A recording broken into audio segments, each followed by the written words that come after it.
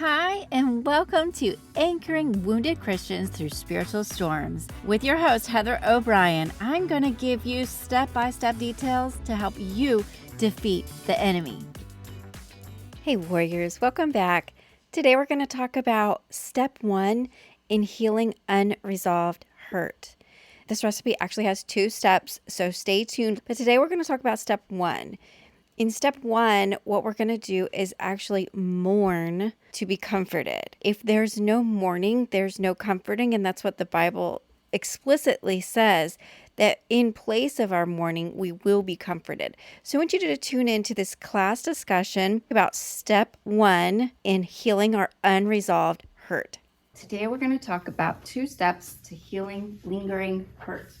You probably heard me talk about this a little bit in different ways, but today might be maybe a different perspective. Maybe God will speak to you in a new way about this. Let's start out with some scriptures in Luke 6:45. A good person produces good things from the treasury of a good heart, and an evil person produces evil things from the treasury of an evil heart. What you say flows from what's actually in your heart. So I'm going to give you a story, and maybe I've told you this before, so just play along. When I was little, I just loved to ride roller skates, like everywhere. Throughout our neighborhood, no matter what neighborhood I was in, everywhere I went was on roller skates. I even played basketball in roller skates. Like everything was on roller skates. This was in Oklahoma, and there was a lot of really big hills. One day I had my friend over, and we were on our skates, like we always were. And we lived at the top of a very big hill. And we lived at the top, and we thought, let's tie our skates together and go down the hill together.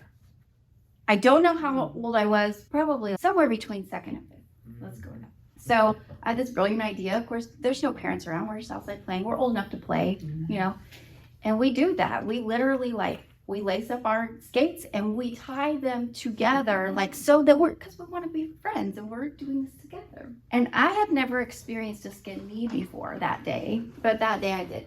And I remember so clearly when I fell, my knee was toast. Mm-hmm. And she was laughing because we had so much fun, but I was hurt. Yeah. And she was trying to help me laugh it off, and I was this really hurts. So when I go to my parents and they're cleaning it, and I want you to think about a wound. Now, this is an open wound. This is not just a bruise. And you think about it went against the gravel, and there's dirt in it. There's germs. I don't know.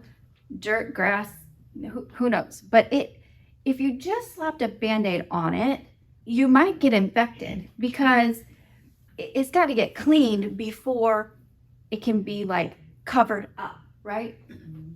Well, I want you to think of this in the parallel with our lives and sometimes we get hurt feelings. We go through different events, and I'm going to call them mini traumas. Some are big traumas, some are big T, and some are little t. I don't know if y'all have ever heard of that before. But a big T trauma is a really violent event, something bigger than normal. But there's a lot of traumas that we go through that are little t traumas. And it could be as much as someone looked at you and you believed that they were thinking, she looks so ugly today. And it's this is a little trauma that you're experiencing. It never even happened except for in your mind, but it's still a mini trauma, okay? Okay, stick with me. So all these traumas that we go through are similar to this skinned knee that I experienced. Okay, so the skinned knee had to be cleaned. Who likes to clean open wounds? But you have to, right? Yeah. You don't necessarily want to experience the pain, but you do want to experience the cleanliness. You want to feel no, this is good for me. I need this, so I'm going to do it. Maybe you can think of other things in your life that you don't want to do, but you do anyways. I've decided I'm going to exercise. It's not my favorite thing. I don't enjoy it. I mean, I do, but I don't. I wouldn't pick it. I do pick it. That's what I'm saying. I'm choosing it, but I don't really want. I don't really want to choose it, but I'm choosing it. It's not if you had a salad or you had a pizza. If I really had my choice, most of the time I would choose pizza. But I choose salad most of the time, right? Okay, because it's good for me. because I know the benefits that are going to come later. I know that my body's going to enjoy it. I know that I'm going to be at my best because I exercise, right? So when you think about that open wound, got to clean it. And I want you to think about spiritually. So we have these little traumas that happen to us. Someone looks at you the wrong way. Someone talks to you the wrong way. Someone talks bad about the food that you made, like that was gross or whatever. You know, if we just say, well, I forgive him. I give it to God. Well, that's not necessarily biblical. Sounds good, but it's not necessarily biblical because God really wants you to talk to him about it. So let's look at a few more scriptures. And what I'm telling you is forgiveness has layers like an onion. Onions, you know, they have layer after layer. Well, traumas happen, and I'm calling trauma and unforgiveness because when you're traumatized, you need to forgive someone. I don't know if you get it. When you're traumatized, you need to forgive someone. It could be you. It could be another person. It could be God. Like there's something in you that says, ouch. And that ouch has to be healed. Okay, so let's read some scriptures about what God's saying about healing. I've got a few here. I know there's a lot more. And my favorite is Isaiah 61. So it says, he sent me to comfort the brokenhearted and to proclaim that captives will be released and prisoners will be freed. He sent me to tell those who mourn that the time of the Lord's favor has come, and with it, the day of God's anger against their enemies. To all who mourn in Israel, he will give a crown of beauty for ashes, a joyous blessing instead of mourning, festive praise instead of despair. So think about all of those times they talk about mourning, captives and prisoners. He wants us to be free, but in place of the mourning, he's giving us something. He's doing an exchange. In other words, there has to be an exchange. To receive his healing, you have to give something away. You have to give a little bit of yourself away, maybe a little bit of your pride, a little bit of guilt, fear, you name it. We have to give to receive his peace. We can't keep fear and peace. They don't go together. But instead of mourning, he wants to give us blessings. So you can't keep mourning. So you can't put the Band-Aid over the open wound. Like I said, my example is, oh, I forgive them. Oh, I'll give it to God. I'll give it to God. Well, I've heard a lot of people say that, and it sounds good, but it's not what he wants. He wants you to talk to him about it. So let's keep going. In Matthew 5:4, God blesses those who mourn, for they will be comforted. And so if you don't mourn, will you be comforted? There's no comfort needed if you're not mourning. There you go.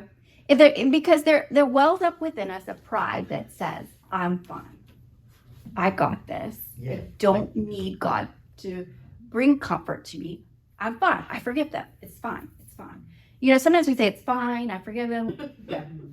So if we don't mourn, I have seen so many people not cry, saving up. Like, there's a lot of mamas who have experienced horrible grief, but they have children that they have to take care of.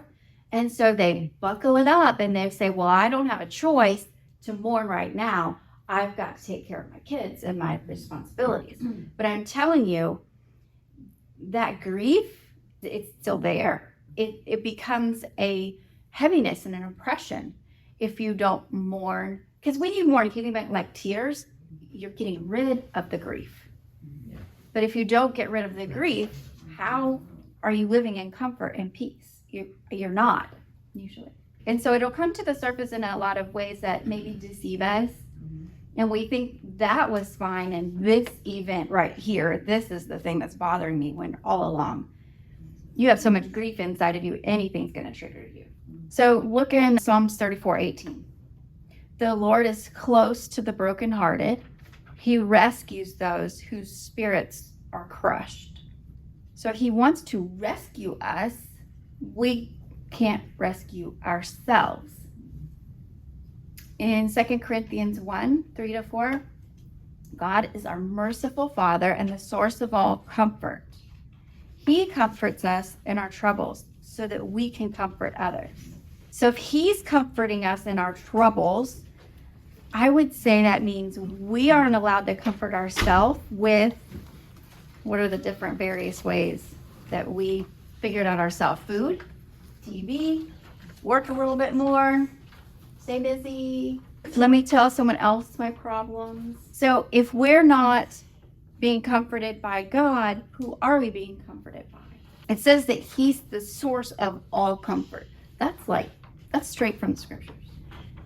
If he's the source of all comfort, but we're trying to find it in cake, we're missing it. Now, I use the word cake, and I want you to feel put in your piece, right? So for some, it might be literal cake, but for some, it might be an extra Xanax. It might be, let me watch TV a little bit longer. Let me maybe just sleep a little bit longer. I feel better when I go shopping and I buy me something. That'll make me feel better. Do you get it?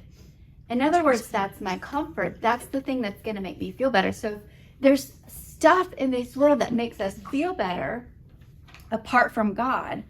We're missing it. It's like putting the Band-Aid on the open wound.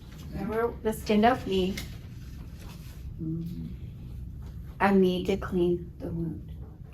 So in step 1 to healing, if you really want to clean the wound, what I'm saying is God is the cleaner, and he expects us to mourn. He actually expects it of us, and it is the only way to his comfort. So I've given this prayer example, and I'm telling you this one sentence, God, I was hurt when blank happened. That one sentence has brought healing. I don't know how many people, but let me give you some examples. To people who faced horrific PTSD, traumas, big T traumas, like being sex trafficked. Like, that's huge. And this one sentence brought healing to them. Like the biggest T traumas, if you would just pray this thing. Now, you got to notice it says God. So that's the very first sentence. Like, I'm addressing the Father who's the source of my comfort, and I'm telling him about the thing that hurt me. I like to say it this way. Make your cry productive. Don't just cry to be crying because you're sad. If you're going to cry, make it productive by addressing the one who can bring you comfort. Make an exchange. Now, I'm going to say cry it out, but you don't always have to cry. I don't think that's required, but I think that is the response when you're truly mourning. You're crying it out. You're really expressing emotion, passion. This thing hurt, God. God, I was hurt when this specific thing happened. Now, let me be really clear. That's the easy sentence. But for someone who's experienced a big T trauma, I tell them to make 2 columns with that God, it hurt when they betrayed me. Let's say that. And you wouldn't say they, you would name. Okay? So let's give this person a name, XYZ. God, it hurt when XYZ betrayed me. So that's the beginning point to getting the healing, the cleansing of that open wound. Okay? But that's just the beginning because this is deep.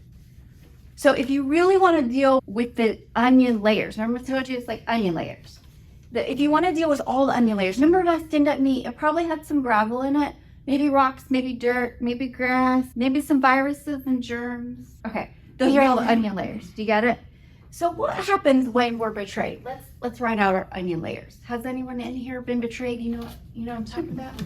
Okay, it's initially, it hurts. It questions your relationship. There's rejection. Abandonment. Yep. Shame. Yes. Unworthy or worthlessness. What's wrong with me? That they would do this to me. How am I that unlovable? Okay, you get where I'm going. These are different onion layers, and if you deal with just this thing, you're not done. And we're gonna deal with the whole nother set of onion layers in just a second. This is the first set of onion layers. You know, like onion really has a lot of layers. Imagine an onion. Imagine the onion. I just brought my onion. That's a big onion. Okay, so God hurt when they betrayed me. So what we're gonna do is we're gonna take this into 2 categories. We're gonna say the actual events over on this column. It hurt when they said something, they did something. So these are like action. Maybe they talked behind my back. It hurt that it was unexpected. That might go over on this other column. Okay, so this other column is going to be God, it hurt when I felt. Okay, so I'm going to feel a lot of these things. I'm going to feel powerless. Most of the time, that's on every list. I'm just going to say, like when you feel betrayed, you feel powerless, you had no control over this matter, right? And you're going to feel some of these other things like rejection and abandonment, shame, all of those things are I feel abandoned, God. I feel like this was my one friend, and who do I have left? I feel rejected. I don't feel accepted, like I couldn't be all of myself. I couldn't be completely vulnerable because now I was, and I got stabbed in the back. So maybe I don't need to be vulnerable anymore. Okay. So you're going to go over here about the actual events and over here about the feeling. And when you do this is step 1. But this is going to bring so much healing, so much cleansing. This is a lot of cleansing. And this step works for your big T's or your little T's. Okay, warriors, that was step 1 in healing unresolved hurt.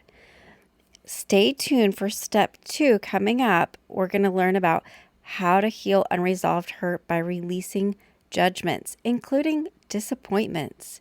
So I'm looking forward to that. And I wonder if you were thinking about one person while you were listening to this who this message could really minister to. If that's true, I ask that you would take a minute right now, text this episode over to your friend and share it with them. Okay, warriors, I hope you have a blessed week, and I pray that blessings and favor will chase you down.